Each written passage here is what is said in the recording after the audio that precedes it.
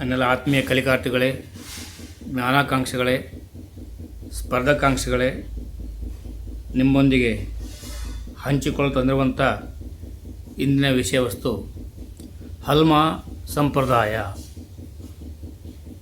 ಎಲ್ಲರೂ ಕೇಳಿದ್ದೀರಾ? ಆಲೋಚನೆ ಮಾಡಿ. ಜೂನ್ 13, 2025 ಪ್ರಚಲಿತ ಘಟನೆಗಳು, ವಿದ್ಯಮಾನಗಳ ಸಂಚಿಕೆ 2. ಇಂದಿನ ವಿಷಯ ಹಲ್ಮಾ ಸಂಪ್ರದಾಯ. ಮಧ್ಯಪ್ರದೇಶದಲ್ಲಿ ಭಾವಿ ಪುನರುಜ್ಜೀವನಕ್ಕಾಗಿ ಹಲ್ಮಾ ಸಂಪ್ರದಾಯಕ್ಕೆ ಮರುಜೀವ ತುಂಬಿದೆ.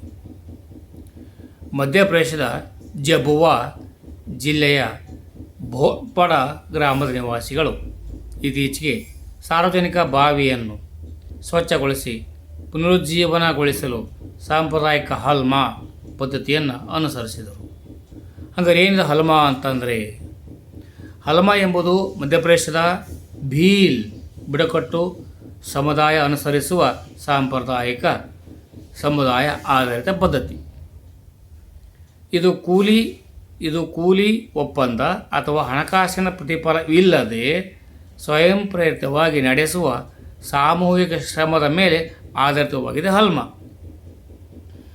ಈ ಸಂಪ್ರದಾಯವು ಪರಸ್ಪರ ಸಹಕಾರ, ಸಾಮಾಜಿಕ ಜವಾಬ್ದಾರಿ ಮತ್ತು ಸಮುದಾಯದ ಏಕತೆಯನ್ನು ಎತ್ತಿ ತೋರಿಸುತ್ತದೆ. ಹಲ್ಮಾದ ಅಡಿಯಲ್ಲಿ ಒಬ್ಬ ವ್ಯಕ್ತಿ ಅಥವಾ ಕುಟುಂಬದಿಂದ ಮಾತ್ರ ನಿರ್ವಹಿಸಲು ಕಷ್ಟವಾಗುವ ಕಾರ್ಯಗಳನ್ನು ಪೂರ್ಣಗೊಳಿಸಲು ಗ್ರಾಮಸ್ಥರು ಒಟ್ಟಾಗಿ ಸೇರುತ್ತಾರೆ. ಮಧ್ಯಪ್ರದೇಶದ ರಾಜಸ್ಥಾನ್, ಗುಜರಾತ್ ಮತ್ತು ಮಹಾರಾಷ್ಟ್ರ ರಾಜ್ಯಗಳಲ್ಲಿ ನೆಲೆಸಿದ್ದಾರೆ ಹಲ್ಮಾ ಬುಡಕಟ್ಟು ಜನಾಂಗದವರು. ಹಲ್ಮಾ ಭಾಗವಹಿಸುವಿಕೆ ಆಧಾರಿತ ಅಭಿವೃದ್ಧಿ ಮತ್ತು ಸುಸ್ಥಿರ ಸಂಪನ್ಮೂಲ ನಿರ್ವಹಣೆಯನ್ನು ಉತ್ತೇಜಿಸುವ ಸ್ಥಳೀಯ ಸಮುದಾಯ ಸಂಸ್ಥೆಯ ಒಂದು ಉದಾಹರಣೆ. ಈಗ ಆಕೂಸ್, ಇದು ಅಂತಾರಾಷ್ಟ್ರೀಯ ವಿದ್ಯಮಾನ. ಆಕೂಸ್ ಸದಸ್ಯ ರಾಷ್ಟ್ರಗಳು ಸುಧಾರಿತ ಜಲಾಂತರ್ಗಾಮಿ ಡ್ರೋನ್ ವ್ಯವಸ್ಥೆಗಳನ್ನು ಅಭಿವೃದ್ಧಿಪಡಿಸಲು ಮುಂದಾಗಿವೆ. ಆಕೂಸ್ ಪಾಲುದಾರರ ರಾಷ್ಟ್ರಗಳು ಇತ್ತೀಚೆಗೆ ಸುಧಾರಿತ ಜಲಾಂತರ್ಗಾಮಿ ಡ್ರೋನ್ ವ್ಯವಸ್ಥೆಗಳನ್ನು ಜಂಟಿಯಾಗಿ ಅಭಿವೃದ್ಧಿಪಡಿಸುವುದಾಗಿ ಹಾಗೂ ಸಮುದ್ರ ಭದ್ರತಾ ಸಹಕಾರವನ್ನು ಮತ್ತಷ್ಟು ಬಲಪಡಿಸುವುದಕ್ಕಾಗಿ ಘೋಷಿಸಿವೆ. ಏನಂದ್ರೆ ಆಕೂಸ್ ಅಂದರೆ ಆಸ್ಟ್ರೇಲಿಯಾ, ಯುನೈಟೆಡ್ ಕಿಂಗ್ಡಮ್ ಮತ್ತು ಯುನೈಟೆಡ್ ಸ್ಟೇಟ್ಸ್ ಆಫ್ ಅಮೇರಿಕಾ ನಡುವಿನ ತ್ರಿಪಕ್ಷೀಯ ಭದ್ರತಾ ಪಾಲುದಾರಿಕೆಯಾಗಿದ್ದು, ಇದನ್ನು 2021 ಆರಂಭಿಸಲಾಯಿತು. ಇದು ರಕ್ಷಣಾ ಸಾಮರ್ಥ್ಯಗಳನ್ನು ಬಲಪಡಿಸಲು, ತಂತ್ರಜ್ಞಾನ ಏಕೀಕರಣವನ್ನು ವೇಗಗೊಳಿಸಲು ಹಾಗೂ ಕೈಗಾರಿಕಾ ಸಾಮರ್ಥ್ಯವನ್ನು ವೃದ್ಧಿಸಲು ಉದ್ದೇಶಿಸಿದ್ದು, ಇಂಡೋ ಪೆಸಿಫಿಕ್ ಪ್ರದೇಶದಲ್ಲಿ ಸ್ಥಿರತೆಯನ್ನು ಬೆಂಬಲಿಸುತ್ತದೆ.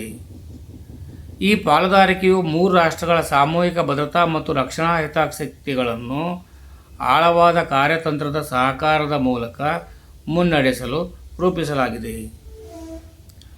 ಪರಮಾಣು ಶಸ್ತ್ರಾಸ್ತ್ರಗಳ ವರ್ಗಾವಣೆ ಇಲ್ಲದೆ ಸಾಂಪ್ರದಾಯಿಕ ಶಸ್ತ್ರಾಸ್ತ್ರಗಳನ್ನು ಹೊಂದಿರುವ ಪರಮಾಣು, ಇದಕ್ಕೆ ನಾವೇನು ಹೇಳ್ತೇವೆ,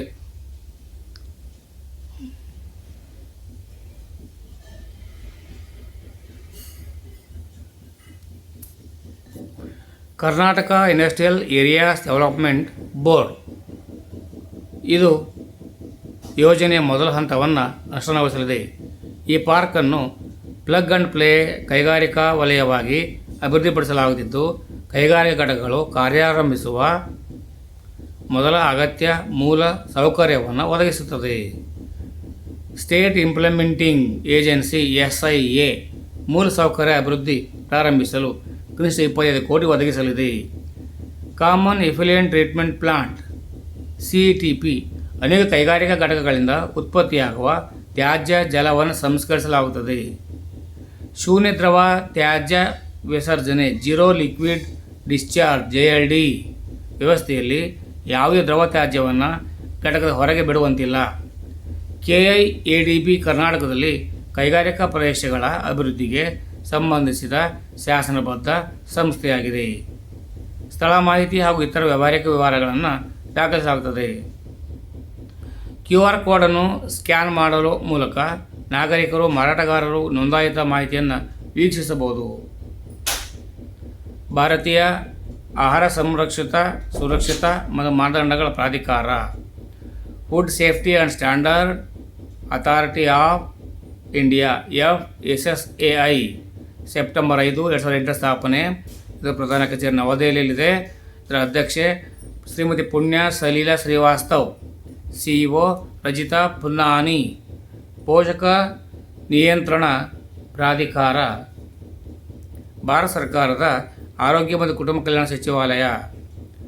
FSSAI ಆಹಾರ ಸುರಕ್ಷತೆ ಮತ್ತು ಮಾನದಂಡಗಳ ಕಾಯ್ದೆ food safety and standards act ಅಡಿಯಲ್ಲಿ ಕಾರ್ಯನಿರ್ವಹಿಸುತ್ತದೆ. ಇದು ದೇಶದಾದ್ಯಂತ ಆಹಾರ ವ್ಯವಹಾರ ನಿರ್ವಹಣೆಗೆ ಪರವಾನಗಿ ಮತ್ತು ನೋಂದಣಿಗಳನ್ನು ನೀಡುತ್ತದೆ. ಆಹಾರದ ವ್ಯವಹಾರ ನಿರ್ವಾಹಕರು ತಮ್ಮ FSSAI ಪರವಾನಗಿ ನೋಂದಣಿ ಪ್ರಮಾಣಪತ್ರವನ್ನು ಆಹಾರ ಸುರಕ್ಷತೆ ಸಂಪರ್ಕ application, food safety connective app, QR ಕೋಡನ್ನು ವ್ಯವಸ್ಥೆಯ ಗ್ರಾಹಕರಿಗೆ ನೋಂದಣಿ ವಿವರಗಳನ್ನು ವಿವರಿಸಲು ಹಾಗೂ ದೂರುಗಳನ್ನು ಸಲ್ಲಿಸಲು ಸಹಾಯವಾಗುತ್ತದೆ.